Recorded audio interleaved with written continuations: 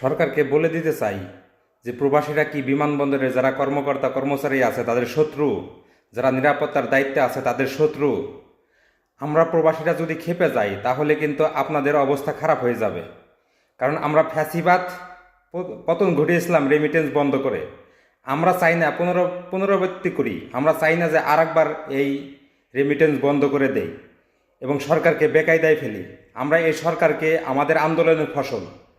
এজন্য প্রবাসীদের যে আকাঙ্ক্ষা সেটা হচ্ছে প্রবাসীদের সম্মান দিতে হবে এয়ারপোর্টে, এবং যারা এরকম নির্যাতন করছে এবং হেনস্থা করছে তাদের সুষ্ঠু বিচার করতে হবে এবং সেই সব স্বৈরাচারীদের বিমানবন্দর থেকে হটাতে হবে যাতে প্রবাসীরা প্রকৃতভাবে সম্মান পায়। আমি সরকারকে এটি আহ্বান করব। বন্ধুরা, একটি লাইক করতে ভুলবেন না, প্রবাসীদের স্বার্থে এবং আমাদের সবারই স্বার্থে।